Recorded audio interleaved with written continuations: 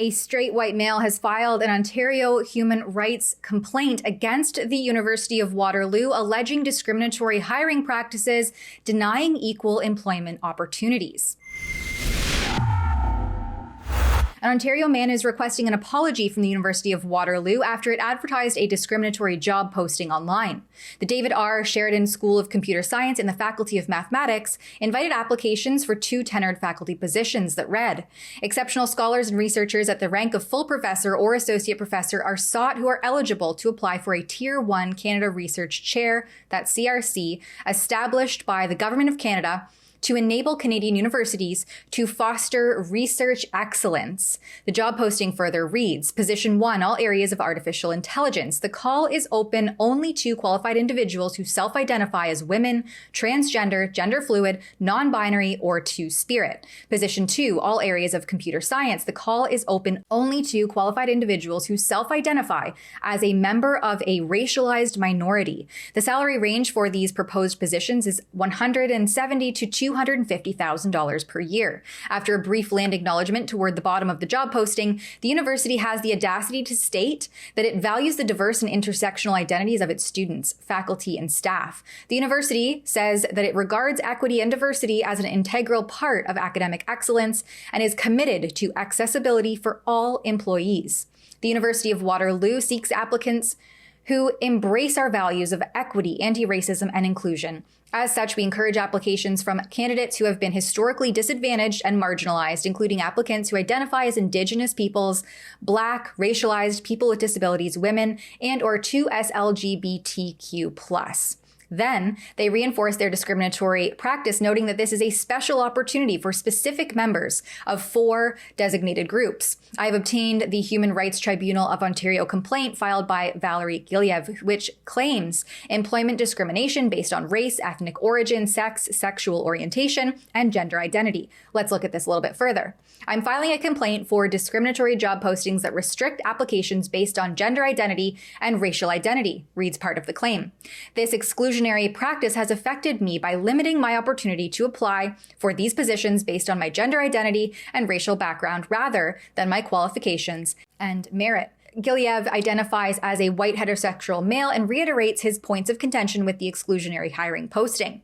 He requests a revision of hiring policies to align with non-discrimination standards, punitive measures against those responsible for the discriminatory job postings, and a public formal apology. He further seeks to apply for the position based on merit, free from discrimination regarding gender identity, sexual orientation, or race.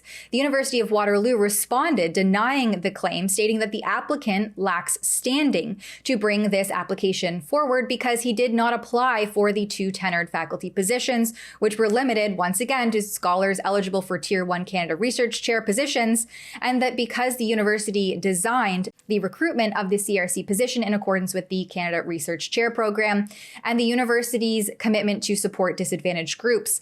This, they say, is in line with Section 14.1 of the Human Rights Code. That is, that every person has the right to equal treatment.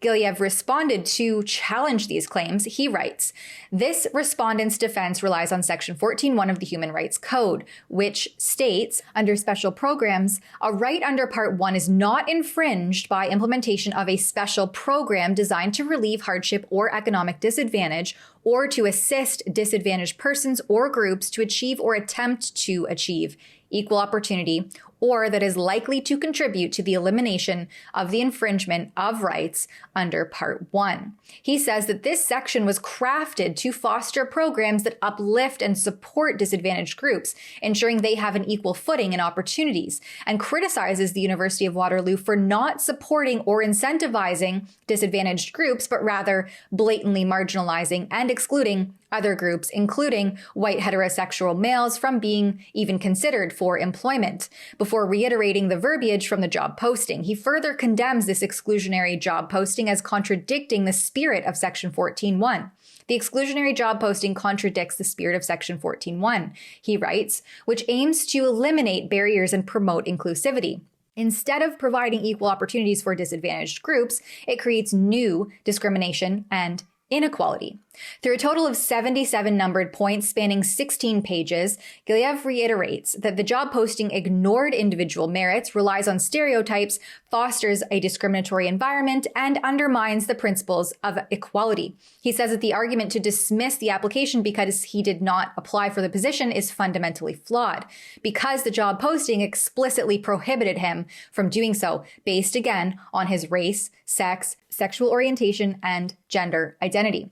Gilev refutes the university's attempt to use inappropriate precedent with cases that are based on missed deadlines or a lack of procedural standing. He attempts to address systemic discrimination, stating that the respondent's hiring policy explicitly marginalizes a specific group based on race, sex, sexual orientation, and gender identity. This is not merely an issue of fairness, it is a fundamental violation of human rights that exacerbates inequality and injustice. The response outlines how the University of Waterloo could have easily implemented alternative measures and fostered inclusivity instead of discrimination by implementing things like targeted outreach programs, mentorship and development programs for underrepresented groups, and unbiased selection processes like blind recruitment by anonymizing applicants to ensure that they are evaluated solely on their merits. Gilev requests remedial action, including appropriately addressing the discrimination to prevent it in future, for the tribunal to mandate inclusive hiring practices like targeted outreach, mentorship, and unbiased selection processes to ensure equal opportunities for all qualified individuals. He also requests that the university undergo training in human rights and anti-discrimination laws. He then contrasts the university's job posting with its own policies, which he says are in stark contradiction, including an explicit commitment to providing equal employment opportunities to all individuals. Now, according to the Government of Canada's Canadian Research Chairs Program, institutions are paid at least $100,000 every year for these positions. Tier 1 chairs are tenable for 7 years, and each Tier 1 chair, the institution receives $200,000 annually for 7 years. Tier 2 chairs are tenable for 5 years, and each Tier 2 chair position, the institution receives $100,000 annually for 5 years, with an additional $20,000 annual research stipend for first-term Tier 1 chairs. I reached out to the Canadian Research Chairs Program for comment, including whether or not they knew about this posting, the human rights complaint, how they plan to address it, and whether funding will be pulled. Someone from the program responded, and instead of answering my questions, they invited me to review the frequently asked questions on equity, diversity, and inclusion requirements and practices. So I did. Interestingly enough, the hyperlink leads to a best practices guide, which states under the job postings section that the post must use inclusive, unbiased, ungendered language, be inclusive of all genders, i.e. use the phrase all genders rather than stipulate men and women, use the pronoun them instead of him and or her, avoid stereotyping, and avoid prioritizing traits and descriptions traditionally viewed as masculine, i.e. assertive, ambitious, and competitive. See the program's guidelines for limiting unconscious bias in letters of support for additional information on gendered language. Now, I responded to the CRC pointing out that the University of Waterloo's job posting did not adhere to any of these stipulations, once again asking if my questions would be answered and if the job posting would be looked into, asking if so, when, and if not, why. No one has yet to respond to this request. For Rebel News, I'm Tamara Ugolini. If you'd like to support our journalism and hear more of these kinds of stories that the mainstream media conveniently ignores, you can do so by supporting our work at rebelnewsstore.com. At that website, you can check out our latest swag and from our mugs, our hats, and other fun designs so that you can support Rebel and also sport some sassy swag out in the wild. There you can also use code TAMARA10, that's TAMARA 10, to save 10% off of your total purchase at checkout. All of that at rebelnewsstore.com. Thanks for your support.